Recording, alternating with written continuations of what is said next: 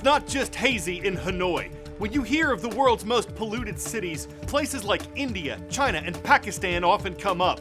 But the city that took the infamous top spot this week, according to the website IQ Air, is the capital of the Southeast Asian country of Vietnam. This is a nation known for having both air and water pollution, but it's smog and dust that have settled over Hanoi. And one student said it's so thick that when she comes home, the parts of her face that aren't covered by the mask she wears are darkened by the pollution. Many people are reportedly coughing and saying it's hard to breathe, and according to the AFP news agency, certain dangerous pollutants are 24 times higher than guidelines set by the World Health Organization. Traffic, construction, power plants, cold weather, and burning on farms are all being blamed for the problem. But the solution? Residents are being told to wear masks and stay indoors when they can. Other than that, they may just have to wait it out.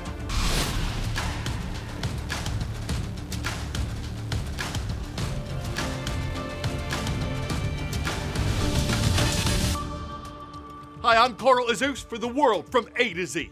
In the U.S. presidential race, the field has narrowed. Following Super Tuesday, when a bunch of states held primaries and caucuses, former South Carolina Governor Nikki Haley exited the race for the Republican nomination. She'd won in Vermont that day and had earned the support of 93 delegates in total, but the Republican frontrunner, former President Donald Trump, has won many more states and earned the support of more than 1,000 delegates. That's what these primaries and caucuses do. They determine how many delegates will support presidential candidates at each party's nominating convention. The one Republican and the one Democrat who secure enough delegates get their names on the presidential ballot in November. For the Democrats, businessman Dean Phillips has exited the race for his party's nomination.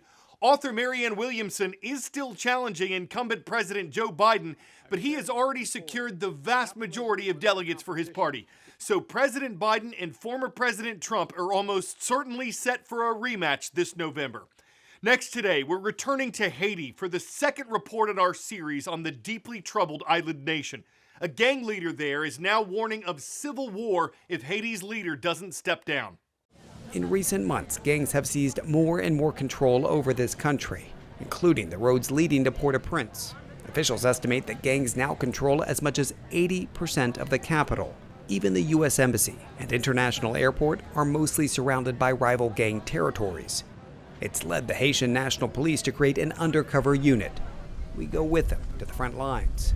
This unit actually goes into gang areas, looks for gang members, and fights them. The officers ask us not to reveal our exact location, and they tell us to work quickly, given we're standing exposed on a windy hillside. As police have described it to me, basically everything behind me is occupied by the gangs. It's under their control. There are homes all around us. We're standing on the foundation of one home that had been abandoned. They offer to drive us closer. And you can see they're getting ready. Yes, our driver's all geared up now, ready for potential gunfire to come our way. Stay away from the windows as we come in here. They describe this as the last defensive point, and beyond here is what they consider to be their front lines. From here, you can see the battlefield. No signs of any suspected gang members, for now. Police are not the only ones trying to gain the upper hand here.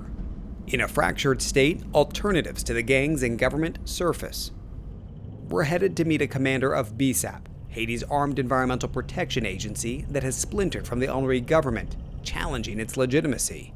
We pull up to a gated compound. The man in the purple shirt leads us in. He then changes into his BSAP uniform. It's the commander.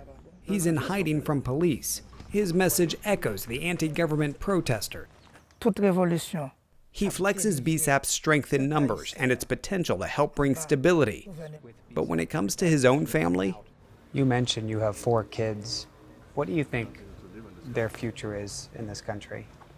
He fears their future is best served leaving Haiti. January 10th was the last time we mentioned a school from the Gem State. That's Idaho, and that's where Mr. Kinnaman's class is watching. Great to see everyone at Meridian Medical Arts Charter High School in Meridian. About 1,800 miles southeast of there, we come to Roanoke, Alabama. Coach Glass's class. Happy to have y'all watching from Handley High School. Let's go Tigers. World in knowledge. Which U.S. state has the most cattle? Nebraska, Texas, Oklahoma, California. With more than 12 million head of cattle, the Lone Star State of Texas has considerably more than any other U.S. state. Thousands of those animals have been lost in historic wildfires that have been burning in Texas. Many of those that survived don't have any grass to eat, as it has burned along with more than 1 million acres and hundreds of homes and other buildings. One lawsuit blames a fallen power line for the largest of the fires. As officials investigate that, ranchers are trying to chart a path forward. I'm guessing we may have found 50 dead so far. Shane Pennington is the ranch manager at the Field Mailer Ranch in Canadian Texas. This is also where he lives and raises his family. As the largest wildfire in the state's history began to encircle the ranch, Pennington was forced to evacuate. I wasn't scared of it. I was more angry, I guess. Just 20 years of, taking care of this. And it could all be gone. I wasn't really fearful for the house. I figured it would probably be okay. I was more worried about the cattle. For you, the hard decision was actually leaving. Yes, yeah. And feeling like I didn't do enough to get them. Local officials estimate thousands of cattle among area ranches will be lost to the Smokehouse Creek fire, which has already scorched more than 1 million acres.